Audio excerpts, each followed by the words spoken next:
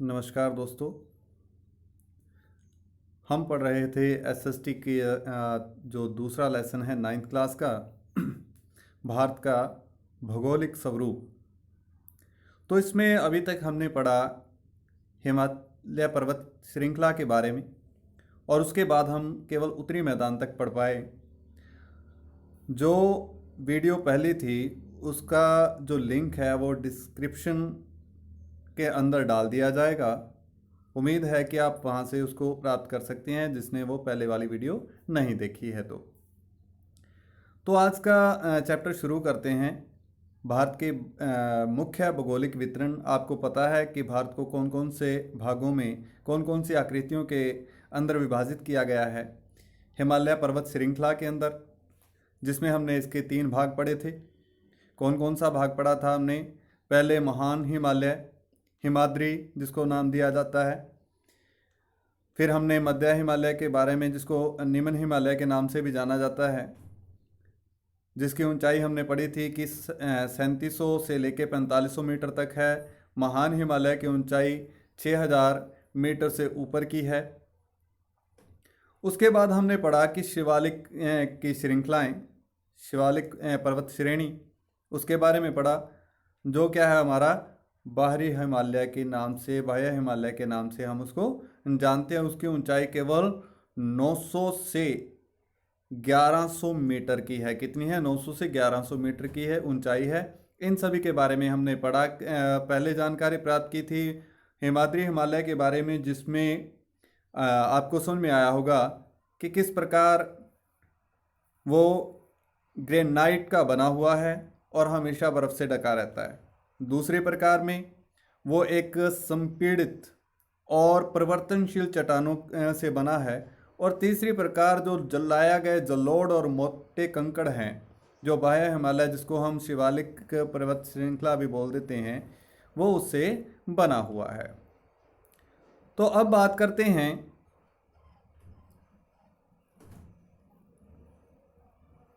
उत्तरी मैदान। तो उत्तरी मैदान, आपको पता है कि गंगा ब्रह्मपुत्र का मैदान सबसे अधिक उपजाऊ है। कारण क्या है कि ये जब भी अपने साथ नदियाँ, गंगा हुई, ब्रह्मपुत्र और उसकी सहायक नदियाँ, जो अपने साथ बहुत सारा जलोढ़ लेके आती हैं। क्या लेके आती हैं? बहुत सारा जलोढ़, यानी कि बारीक मिट्टी जो उनके साथ बह के आती है। जिस इलाके के अंदर ये बिछ जाती है वही इलाका क्या हो जाता है? बहुत अधिक उपजाऊ हो जाता है। तो आपको पता होगा कि इसकी लंबाई और चौड़ाई कितनी है। इसकी लंबाई जो है लगभग 2400 किलोमीटर लंबा है। क्या? उत्तरी भारत के मैदान की बात कर रहे हैं हम। 2400 किलोमीटर के लगभग लंबा है और इसकी चौड़ाई 240 से 320 किलोमीटर की चौड़ाई है। और इसका कुल क्षेत्रफल लगभग बनता है 7 लाख वर्ग किलोमीटर का। तो इसके बाद हम बात करने वाले हैं आज कि प्रायद्वीपीय पठार। प्रायद्वीपीय पठार क्या है? कि प्रायद्वीपीय पठार एक मेज की आकृति का होता है। कैसा होता है? ये एक मेज की आकृति का स्थल है,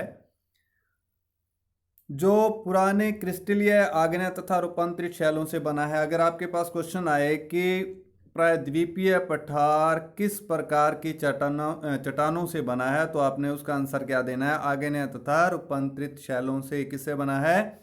आग्नेय और रूपांतरित शैलों से बना है।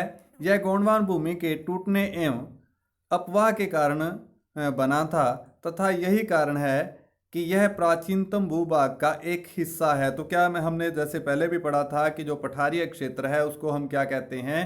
कि ये सबसे पुराना क्षेत्र है। सबसे पुरातन स्थल अगर माना जाए तो वो प्रायद्वीपीय पठारों को समझा जाता है।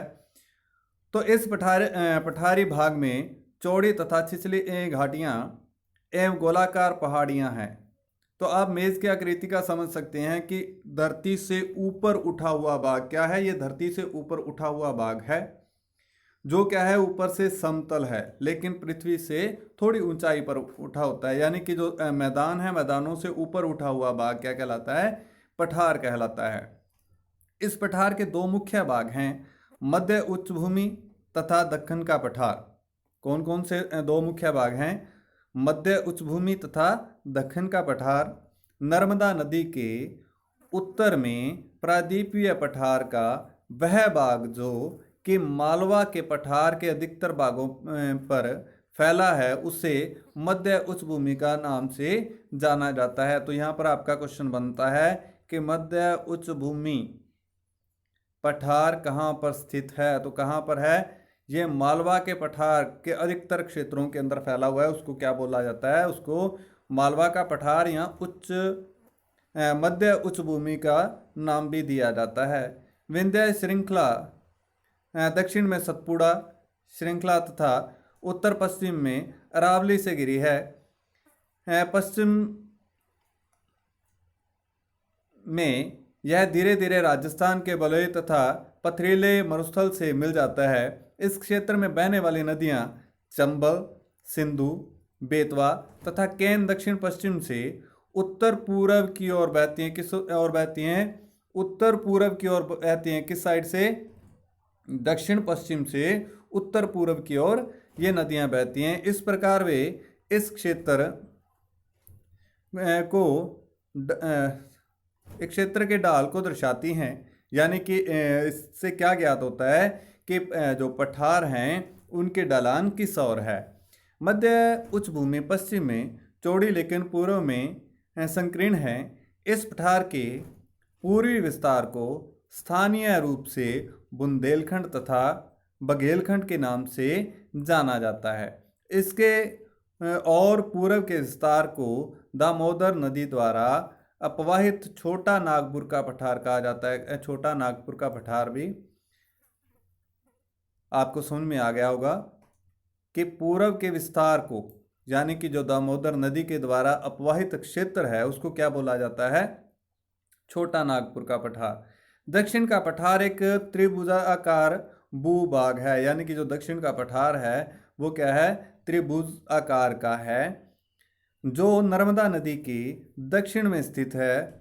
उत्तर में इसके चौड़े आधार पर सतपुड़ा की श्रृंखला है, जबकि महादेव, कैमूर की पहाड़ी तथा मैकाल श्रृंखला इसके पूर्वी विस्तार हैं। भारत के भौतिक मानचित्र पर इन पहाड़ियों एवं श्रृंखलाओं की स्थिति को ज्ञात करें। दक्षिण का पठार पश्चिम में ऊंचा एवं पूर्व की ओर कम ढाल वाला है। आपको पता होगा कि जब भी आप देखते हैं तो आपने देखा होगा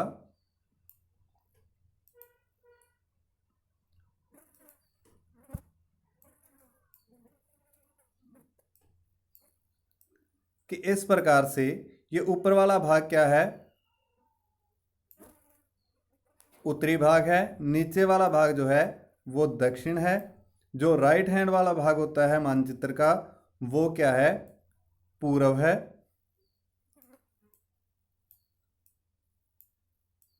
और जो लेफ्ट वाला भाग होता है मानचित्र का वो क्या है, पश्चिमी भाग है। तो आपने देखा होगा कि ये नदियां किस ओर बहती हैं, ये पश्चिम से पूर्व की ओर बहती हैं। तो इसी प्रकार क्या कहता है कि ये पश्चिमी भाग में तो क्या है, ऊंचा उठा हुआ है और पूर्वी भाग में ढलवां है, जिस कारण ये नदियों का बहाव उसी ओर रहता है। इस पठार का एक भाग उत्तर पूर्व में भी देखा जाता है, जिसे स्थानीय रूप से मेघालय, कार्बी एंगलोंग पठार तथा उत्तर कचार पहाड़ी के नाम से जाना जाता है। ये एक भ्रंश के द्वारा छोटा नागपुर पठार से अलग हो जाता है। पश्चिम से पूर्व की ओर तीन महत्वपूर्ण श्रृंखलाएं गारो खासी तथा जयंतियां हैं। ये कहाँ पे है, मेघालय के ऊपरी क्षेत्र में। यानी कि मेघालय जहां पर है तो उसके अंदर आपको मानचित्र में दिखा देते हैं एक बार। तो ये जो क्षेत्र है ये क्या है, गारो खासी तथा जयंती की पहाड़ियां हैं। कौन सी हैं, गारो खासी और जयंती। और ये कौन सा राज्य है, मेघालय। और इसके बाद आप पहले पढ़ रहे थे कि छोटा नागपुर का पठार जो है वो यहाँ पे है। और यहाँ पे आप देखते हैं कि मालवा का पठार, विंध्य श्रेणी, सतपुड़ा, महादेव पहाड़ियाँ ये इस ओर हैं, और यहाँ सर जितनी भी नदियाँ बहती हैं ये पूर्वी हिस्सा है, सॉरी ये पश्चिमी हिस्सा है और ये पूर्वी है। तो अब इस साइड से नदियाँ बहती हुई किस ओर गिरती हैं? बंगाल की खाड़ी में गिरती हैं। जैसे आप देखते हैं दक्कन के पठार को, तो इसमें ताप्ती, कृष्णा, गोदावरी सारी नदियाँ किस में जाकर गिरती हैं? बंगाल की खाड़ी। ये कौन सा हिस्सा है? ये पूर्वी घाट का हिस्सा है। तो इसके बाद हम बात कर रहे थे कि भौतिक मानचित्र में दक्षिण पठार के पूर्वी एवं पश्चिमी सिरे पर क्रमशः पूर्वी तथा पश्चिमी घाट हैं। जो मैं अभी आपको दिखा रहा था कि ये क्या है? पश्चिमी घाट है और ये पूर्वी घाट है। घाट आपको पता है कि जो समुद्र के साथ तटीय क्षेत्र है उसको घाट का नाम दिया गया है। और इसी कोंकण यहाँ पर मध्य में और ये नीचे मालाबार। तो ये तीनों को क्या कहते हैं? ऊपर वाले हिस्से को भोरघाट, थालघाट, भोरघाट और नीचे वाले को पालघाट का नाम दिया जाता है। और इस क्षेत्र को क्या कहते हैं? पूर्वी क्षेत्र में ये ऊपर वाला हिस्सा जो है महानदी से लेके गोदावरी तक का, ये क्या है? उत्तरी सरकार है। और नीचे वाला हिस्सा जो है ये क्या है? कोरोमंडल तट है। तो ध्यान रखने वाली बात है कि इसके अंदर से भी क्वेश्चन आ सकता है आपके पास कि पूर्वी घाट कौन सा है और पश्चिमी घाट कौन सा है, या उत्तरी सरकार किस घाट के ऊपर स्थित है, कोंकण किस घाट के ऊपर स्थित है, या थारघाट, भोरघाट और पालघाट कौन से तट पर स्थित हैं। तो इस प्रकार के क्वेश्चन आपसे पूछे जा सकते हैं। तो आगे बात करेंगे हम। तो गारो, खासी और जयंती की पर्वत श्रृंखलाओं के बाद हम बात करें कि दक्षिण पठार के पूर्वी एवं पश्चिमी सिरे पर क्रमशः पूर्वी तथा पश्चिमी घाट स्थित हैं। आपको मैंने पहले भी बताया था कि पूर्वी दिशा में पूर्वी घाट है और पश्चिमी दिशा में पश्चिमी घाट है। पश्चिमी घाट पश्चिमी तट के समानांतर स्थित है। वे स्थित हैं तथा उन्हें केवल दरों के द्वारा ही पार किया जा सकता है। जैसे हमने थालघाट, भोरघाट और पालघाट के बारे में आपको बताया था कि कोंकण के बाद नीचे की तरफ क्या है? थालघाट है। उसके बाद जो कन्नड़ है, कन्नड़ के बाद क्या है? भोरघाट है। और भोरघाट के बाद नीचे जो मालाबार तट है उसके अंदर क्या है? पालघाट हैं। ये तीन घाट हैं हमारे किस पे हैं? पश्चिमी तट के ऊपर विद्यमान हैं। पश्चिमी घाट की पूर्वी घाट की अपेक्षा ऊंचे हैं। हाँ, तो मैंने पहले बताया था कि हमारा जो पठारिया क्षेत्र है वो पश्चिमी घाट यानी कि पश्चिमी क्षेत्र में अधिक ऊंचा है और पूर्वी क्षेत्र में उसकी ऊंचाई पश्चिमी तट की अपेक्षा कम होती चली जाती है। पूर्वी घाट की 600 मीटर की औसत ऊंचाई की तुलना में पश्चिमी घाट की ऊंचाई 900 से 1600 मीटर है। पूर्वी घाट का विस्तार महानदी घाटी से दक्षिण में नीलगिरी तक है। पूर्वी घाट का विस्तार सतत नहीं है, ये अनियमित हैं। वे बंगाल की खाड़ी में गिरने वाली नदियों ने उनको काट दिया है। तो अब क्या कहता है कि जो बंगाल की खाड़ी के अंदर जो नदियां गिरती हैं उन्होंने क्या किया है कि जो पश्चिमी तट के ऊपर घाट थे उनको काटने का काम किया है। पश्चिमी घाट में पर्वतीय वर्षा होती है। यह वर्षा घाट के पश्चिमी ढाल पर आर्द्र हवा के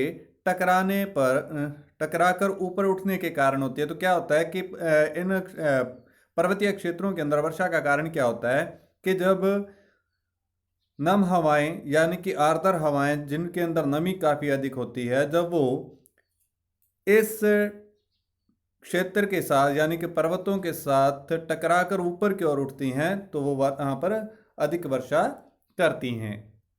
पश्चिमी घाट को विभिन्न स्थानीय नामों से जाना जाता है। पश्चिमी घाट की ऊंचाई उत्तर से दक्षिण की ओर बढ़ती जाती है। इस भाग के शिखर ऊंचे हैं, जैसे अनाईमुडी तथा डोडाबेटा। पूर्वी घाट का सबसे ऊंचा शिखर महेंद्रगिरी है। तो पूर्वी घाट का सबसे ऊंचा शिखर कौन सा है? यहाँ पर आपका क्वेश्चन बनेगा कि पूर्वी घाट का सबसे ऊंचा शिखर कौन सा है, तो वो कौन सा है? महेंद्रगिरी है, और उसका ऊंचाई कितनी है? 1500 मीटर है। पूर्वी घाट के दक्षिण पश्चिम में शिवराय तथा जावेडी की पहाड़ियां स्थित हैं। उडगमंडलम, जिसे ऊटी के नाम से भी जाना जाता है, तो ऊटी का दूसरा नाम क्या है? तो क्या है? उडगमंडलम उसका दूसरा नाम है। तथा कोडाईकनाल जैसे प्रसिद्ध पहाड़ी नगरों की स्थिति मानचित्र में ज्ञात कर सकते हैं। तो आप मानचित्र जो आपकी बुक के अंदर है उसके नीचे वाले क्षेत्रों को देखेंगे तो ये नीलगिरी की पहाड़ियां हैं, ये अनाईमुडी है, अनाईमुडी, और इसके बाद आप जो बाकी का क्षेत्र है वो यहाँ से आप भली भांत देख सकते हैं। ये गिर क्षेत्र है, ये अरावली श्रेणी है। तो इसके बाद बात करते हैं हम प्रायद्वीपीय पठार की एक विशेषता यहाँ पाई जाने वाली काली मृदा है। तो अगर आपसे क्वेश्चन किया जाए कि काली मिट्टी कहाँ पर पाई जाती है, तो पठारी क्षेत्रों के अंदर काली मिट्टी पाई जाती है, जिससे दक्कन ट्रैप के नाम से भी जाना जाता है। तो काली मिट्टी को और किस नाम से जाना जा रहा है? दक्कन ट्रैप के नाम से जाना जाता है। इसलिए इसके शैल आग्नेय हैं। तो ये किस शैल से बनी हुई है? आग्नेय शैलों से निर्मित हुई है। वास्तव में इन शैलों का समय के साथ अपरदन हुआ है, जिससे काली मृदा का निर्माण हुआ है। अरावली की पहाड़ियाँ प्रायद्वीपीय पठार के पश्चिमी एवं उत्तर पश्चिमी किनारे पर स्थित हैं। ये बहुत अधिक अपर्दित एवं खंडित पहाड़ियाँ हैं। ये गुजरात से लेकर दिल्ली तक दक्षिण पश्चिम एवं उत्तर पूर्व दिशा में फैली हुई हैं। तो अभी तक आपने प्रायद्वीपीय पठारों के बारे में पढ़ा और साथ में आपने जाना कि कौन कौन से क्षेत्र कहाँ पे हैं और यहाँ इनकी विशेषताएं क्या हैं। अब हम पढ़ेंगे भारतीय मरुस्थल के बारे में। अरावली पहाड़ी के पश्चिमी किनारे पर थार मरुस्थल है। तो थार मरुस्थल कहाँ पे है? पश्चिमी किनारे पर, अरावली पहाड़ी के पश्चिमी किनारे पर स्थित है। यह भालू के टिब्बों से ढका एक तरंगित मैदान है। इस क्षेत्र में प्रति वर्ष 150 मिलीमीटर से भी कम वर्षा होती है। तो इसकी क्या विशेषता है थार मरुस्थल की? कि इसके अंदर बहुत ही कम वर्षा होती है। इस शुष्क जलवायु वाले क्षेत्र में वनस्पति बहुत कम है। वर्षा ऋतु में ही कुछ सरिताएं दिखती हैं, यानी कि कुछ नदी धाराएं बहुत ही कम दिखाई देती हैं, और वो भी कब दिखाई देती हैं? जब वर्षा होती है। इसके बाद वे भालू में ही विलीन हो जाती हैं, यानी कि उस जो भलुआई मिट्टी है, जो रेतली मिट्टी है, उसमें समा जाती हैं। प्राय जल नहीं मिलने से वे समुद्र तक नहीं पहुंच पाती हैं। केवल लूनी ही इस क्षेत्र की सबसे बड़ी नदी है। तो अगर बात करें तो थार मरुस्थल की सबसे बड़ी नदी का नाम क्या है? तो क्या है? लूनी। कौन सी नदी है? लूनी नदी।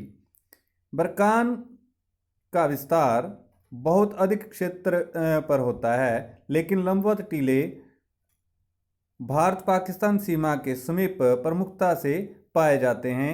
यदि आप जैसलमेर जाएं तो बरकान के समूह देख सकते हैं।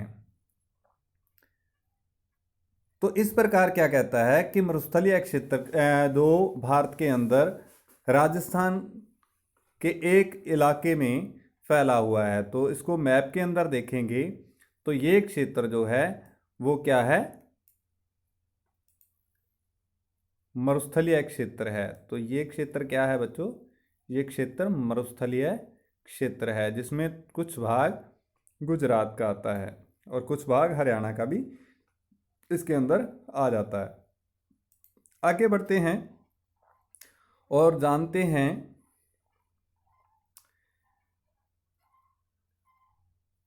तटीय मैदान, यानी कि जो समुद्री तट के साथ लगने वाले मैदान है वो कैसे बनते हैं। आपको भी पता है कि बहुत सारी नदियां जो है वो किस में गिरती हैं, आके बंगाल की खाड़ी में गिरती हैं और उसके साथ साथ कुछ मैदान जो है वो बन जाते हैं। प्रायद्वीपीय पठार के किनारों संकीर्ण तटीय पट्टियों का विस्तार है। यह पश्चिम में अरब सागर से लेकर पूर्व में बंगाल की खाड़ी तक विस्तृत है, यानी कि जितना समुद्र तट है उसके साथ साथ जो क्या बना हुआ है, तटीय मैदान है। पश्चिमी तट पश्चिमी घाट तथा अरब सागर के बीच स्थित एक संकीर्ण मैदान है। इस मैदान के 3 भाग हैं। तट के उत्तरी भाग को कोंकण मुंबई से गोवा तक, मध्य भाग को कन्नड़ मैदान एवं दक्षिण भाग को मालाबार तट कहा जाता है, जो मैंने पहले भी थालघाट, बोरघाट और पालघाट के बारे में आपको बताया था। बंगाल की खाड़ी के साथ विस्तृत मैदान चौड़ा एवं समतल है। उत्तरी भाग में इसे उत्तरी सरकार कहा जाता है, जबकि दक्षिणी भाग में कोरोमंडल तट के नाम से इसे जाना जाता है। बड़ी नदियां जैसे महानदी, गोदावरी, कृष्णा तथा कावेरी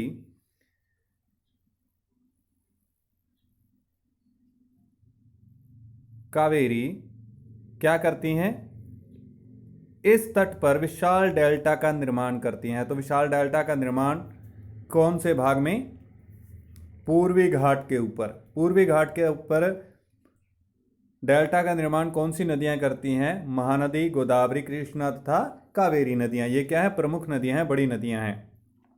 चिल्का झील पूर्वी तट पर स्थित एक महत्वपूर्ण भूलक्षण है। तो इस प्रकार हमने किसके बारे में पढ़ा, तटीय मैदानों के बारे में। तो तटीय मैदानों के बारे में आपको जरूर समझ में आ गया होगा। अब बात करते हैं हम द्वीप समूह। द्वीप समूह आपको पता है कि जो पानी के अंदर छोटे छोटे भाग जो समुद्र से ऊपर उठ जाते हैं उसको क्या बोला जाता है, द्वीप बोला जाता है। चिल्का झील भारत में खारे पानी की एक और विशेषता है कि चिल्का झील की कोई एक विशेषता बताइए। तो ये क्या है, खारे पानी की झील है और ये कहाँ पर है, उड़ीसा के अंदर है। कहाँ पर है ये, उड़ीसा के अंदर विद्यमान है और ये महान डेल्टा के दक्षिण में है। उड़ीसा के अंदर जो महानदी है उसका जो डेल्टा बनाती है, जो महानदी, उसके अंदर ही चिल्का झील जो है वो विद्यमान है। द्वीप समूह आप पहले ही देख चुके हैं कि भारत का एक मुख्य स्थल भाग अत्यधिक विशाल है। इसके विस्तृत भाग में 2 द्वीपों का समूह भी स्थित है। कौन कौन सा है वो, द्वीप लक्षद्वीप और अंडमान और निकोबार। क्या आप इन द्वीप समूहों को पहचान सकते हैं। केरल के मालाबार तट के समीप लक्षद्वीप की स्थिति को ज्ञात कीजिए। तो आपने देखा होगा अपने मैप के अंदर, देखिए कि ये जो छिछले पानी के इस पानी के अंदर ये जो जगह छोटे छोटे डॉट दिखाए गए हैं, ये क्या है, लक्षद्वीप है। और इधर देखेंगे तो अंडमान और निकोबार द्वीप समूह है। तो ये अंडमान और ये निकोबार द्वीप समूह है। तो अब बात करते हैं हम द्वीप समूहों की बात कर रहे थे। तो द्वीपों को का यह समूह छोटे प्रवाल द्वीपों से बना है। इसको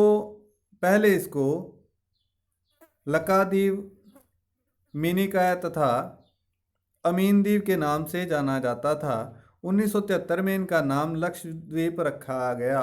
तो अब क्या कहता है कि इनका पुरातन नाम क्या था, क्या नाम था, लकाद्वीप, मिनिकॉय तथा अमीन द्वीप। और इसका नाम कब बदला गया, 1973 में। और इसका क्या नाम रख दिया गया, क्या नाम रखा गया, लक्षद्वीप। क्या नाम रखा गया उसका, लक्षद्वीप नाम जो है वो रख दिया गया। यह 32 वर्ग किलोमीटर के छोटे से क्षेत्र में फैला है। कावर्ती द्वीप लक्षद्वीप का प्रशासनिक मुख्यालय है, यानी कि उसकी राजधानी का नाम क्या है लक्षद्वीप की? कावर्ती। क्या नाम है? कावर्ती, यानी कि यहीं से सारे प्रशासन का कार्य चलाया जाता है। इस द्वीप समूह पर पादप तथा जंतु के बहुत से प्रकार पाए जाते हैं। पिटली द्वीप, जहां मनुष्य का निवास नहीं है, यहाँ एक पक्षी अभयारण्य है, यानी कि यहाँ पर पक्षियों को बचा कर रखा गया है, यानी कि उनको ख़त्म होने से बचाने के लिए जो अभयारण्य स्थल बनाए गए हैं वो कहाँ पे है? पिटली द्वीप के ऊपर है। कौन से हिस्से के ऊपर है बच्चों? पिटली द्वीप के ऊपर। अब बंगाल की खाड़ी में उत्तर से दक्षिण की तरफ फैले हुए द्वीपों की श्रृंखला की ओर ध्यान दीजिए। ये अंडमान एवं निकोबार द्वीप हैं। यह द्वीप समूह आकार में बड़े संख्या में बहुत बहुल तथा बिखरे हैं। यह द्वीप समूह मुख्यतः दो भागों में बंटे हैं, उत्तर में अंडमान तथा दक्षिण में निकोबार। यह माना जाता है कि यह द्वीप समूह निवसित पर्वत श्रेणियों के शिखर हैं। यह द्वीप समूह देश की सुरक्षा के लिए बहुत महत्वपूर्ण हैं। इन द्वीप समूहों में पाए जाने वाले पादप एवं जंतुओं में बहुत अधिक विविधता है। विविधता क्या है होता है बेटे? विविधता होता है बच्चों कि अलग अलग प्रकार का होना, यानी कि बहुत से प्रकारों के जीव जंतु यहाँ पर पाए जाते हैं। ये द्वीप विषुवत वृत्त के समीप स्थित हैं एवं यहाँ की जलवायु विषुवतीय है तथा यह घने जंगलों में आच्छादित हैं। विभिन्न भू आकृतिक विभागों का विस्तृत विवरण प्रत्येक विभाग की विशेषताएं स्पष्ट करता है। तो अभी तक हमने पढ़ा कि किस प्रकार हमने अलग अलग भूभागों की विशेषताओं के बारे में पढ़ा है, परंतु यह स्पष्ट है कि ये विभाग एक दूसरे के पूरक हैं और वे देश को प्राकृतिक संसाधनों में समृद्ध बनाते हैं। उत्तरी पर्वत जल एवं वनों के प्रमुख स्रोत हैं। उत्तरी मैदान देश के अनुबंधार हैं। इससे प्राचीन सभ्यता के विकास का आधार मिला। पठारी बाग खनिजों का भंडार है। तो आप यहाँ पर अपने छोटे छोटे क्वेश्चन बना सकते हैं कि पठारों के अंदर की एक विशेषता क्या है कि यहाँ पर बहुत से खनिज पाए जाते हैं। तो खनिज कहाँ से निकलते हैं? तो कहाँ से निकलते हैं? पठारी क्षेत्रों के अंदर से, जिसने देश के औद्योगिकरण के विशेष भूमिका निभाई है। तटीय क्षेत्र मत्स्य और पोत संबंधी क्रियाकलापों के लिए उपयुक्त स्थान है। इस प्रकार देश की विविध भौतिक आकृतियां भविष्य में विकास की अनेक संभावनाएं प्रदान करती हैं। तो इस प्रकार बच्चों हमने इस लेसन को पूरा किया है। तो मेरे को उम्मीद है कि आप इसके अभ्यास के क्वेश्चन जो मैं एक बार आपकी स्क्रीन पर दिखा देता हूं उसको आप बहुत ही अच्छे ढंग से कर पाएंगे और करने की कोशिश करेंगे।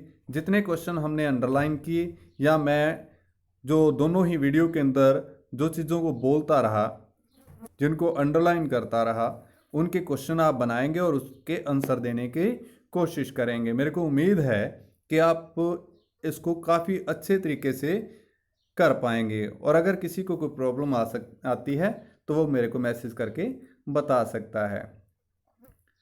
तो आप एक बार अपने क्वेश्चनों को देख लीजिए। यहाँ पर क्वेश्चन मैंने भावर क्या है इसके बारे में बता चुका हूँ। हिमालय के 3 प्रमुख विभागों के नाम उत्तर से दक्षिण के क्रम में बताने हैं, उत्तर से दक्षिण के क्रम में, तो वो भी मैंने आपको करवा दिया था। अरावली तथा विंध्याचल की पहाड़ियों में कौन सा पठार स्थित है? तो पठारीय क्षेत्र के बारे में जब हम पढ़ रहे थे तो आपके सामने मैंने उसको अंडरलाइन किया था।